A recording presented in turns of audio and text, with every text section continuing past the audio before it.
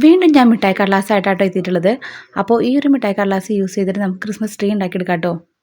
അതിനായിട്ട് ഈ ഒരു മിഠായി കടലാസ് നമുക്ക് ഫസ്റ്റ് 4ആയിട്ടൊന്ന് മടക്കി കൊടുക്കുക. അതിന് ശേഷം 2 പ്രാവശ്യം ഒന്ന് കോണായിട്ട് മടക്കി കൊടുക്കാം കേട്ടോ.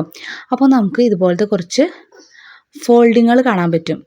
അപ്പോൾ ചിലത് അകത്തേക്കും ചിലത് പുറത്തേക്കായിട്ടായിരിക്കും ഫോൾഡ് ചെയ്തിട്ടുണ്ടാവുക. അതെല്ലാം നമുക്ക് പുറത്തേക്കായിട്ടുള്ള രീതിയിലൊന്ന് ഫോൾഡ് ചെയ്തെടുക്കാം. ഈ ഒരു ഫോൾഡ് ചെയ്ത ഭാഗങ്ങൾ നമുക്കൊന്ന് സ്റ്റിക്ക് ചെയ്യണം കേട്ടോ.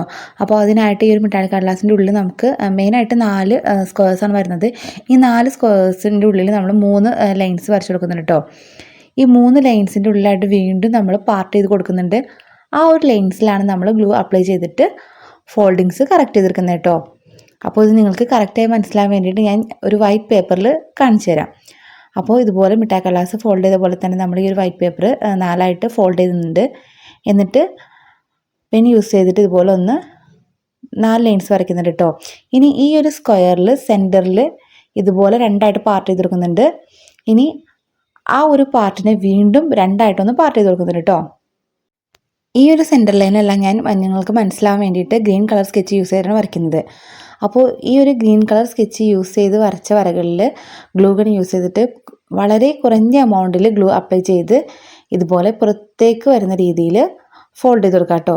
കണ്ടില്ലേ, പുറത്തേക്ക് ഇതുപോലെ നമുക്ക് 4 പ്ലീറ്റ്സ് ആണ് കിട്ടുന്നത്.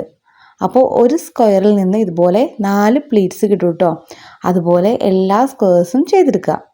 ഇപ്പോൾ നിങ്ങൾക്ക് ക്ലിയർ ആയെന്ന് വിചാരിക്കുന്നു. അപ്പോൾ ഞാൻ വീണ്ടും മിഠായി കടലാസ് എടുത്തിട്ട് ഇതുപോലെ ഗ്ലൂ ഗൺ യൂസ് ചെയ്തിട്ട് ഓരോന്ന് സ്റ്റിക്ക് ചെയ്ത് കൊടുക്കാം കേട്ടോ. ഈ ഒരു കടലാസ് ഫോൾഡ് ചെയ്ത് കഴിഞ്ഞ് കഴിയുമ്പോൾ നമുക്ക് ഈ കുട്ടികളുടെ കുട ഉണ്ടാവില്ലേ, അത് ചുരുക്കി പോലെ ഇരിക്കും കേട്ടോ. ഇനി അതിൻ്റെ അറ്റഭാഗം കട്ട് ചെയ്ത് കൊടുക്കുക. ഇനി നമുക്ക് ഈ ഒരു ക്രിസ്മസ് ട്രീക്ക് സ്റ്റാൻഡ് വേണം കേട്ടോ. ഈ ഒരു ബോട്ടിലിൻ്റെ മുകളിലായിട്ട് ഗ്ലൂ ഗൺ യൂസ് ചെയ്തിട്ട് ആ ഒരു അറ്റഭാഗം ഒന്ന് ഷാർപ്പ് ചെയ്ത് കൊടുക്കുന്നുണ്ട്. അപ്പോൾ ഇതുപോലുള്ള ആക്രി ഐറ്റംസ് യൂസ് ചെയ്തിട്ടാണ് കേട്ടോ ഈ ഒരു ക്രിസ്മസ് ട്രീക്ക് സ്റ്റാൻഡ് ആക്കി കൊടുക്കുന്നത്. ഇതിൽ കാണുന്ന രീതിയിൽ ഈ ഒരു ക്യാപ്പ് ഇതിൻ്റെ മുകളിലേക്ക് ഒന്ന് സ്റ്റിക്ക് ചെയ്ത് കൊടുക്കാം കേട്ടോ. ഇനി ഇതിൻ്റെ മുകളിൽ കുറച്ച് ഗ്ലൂ അപ്ലൈ ചെയ്തിട്ട് നമ്മൾ നേരത്തെ ഉണ്ടാക്കി വെച്ചിട്ടുള്ള നമ്മുടെ ക്രിസ്മസ് ട്രീയുടെ മുകൾ ഭാഗം കൂടി സ്റ്റിക്ക് ചെയ്ത് കൊടുക്കാം. ഫൈനലി ഈ ഒരു ക്രിസ്മസ് ട്രീക്ക് ഒരു സ്റ്റാറും അതുപോലെ തന്നെ ലൈറ്റ് എഫക്റ്റ് കിട്ടാൻ വേണ്ടിയിട്ട് റൗണ്ട് ഷേപ്പിൽ കുറച്ച് ഗ്ലിറ്റർ പേപ്പേഴ്സും വേണം കേട്ടോ. അപ്പോൾ അതെല്ലാം ഞാൻ കട്ട് ചെയ്തെടുത്തിട്ടുള്ളത് ഡിഫറെൻറ്റ് കളേഴ്സിലുള്ള ഈ ഒരു മിഠായി കടലാസ് യൂസ് ചെയ്തിട്ടാണ്. അപ്പോൾ നമ്മൾ വേസ്റ്റാക്കി കളയുന്ന ഈ ഒരു മിഠായി കടലാസ് ഈ ഒരു രീതിയിൽ നമുക്ക് റീയൂസ് ചെയ്യാം കേട്ടോ. അപ്പോൾ ഇതിന് മുന്നേ നമ്മുടെ ചാനലിൽ മിഠായി കടലാസ് യൂസ് ചെയ്തിട്ട് സ്റ്റാർസ് ഉണ്ടാക്കിയിട്ടുണ്ട്. അപ്പോൾ അത്യാവശ്യം നല്ല വ്യൂ കിട്ടിയൊരു വീഡിയോ ആയിരുന്നു കേട്ടോ.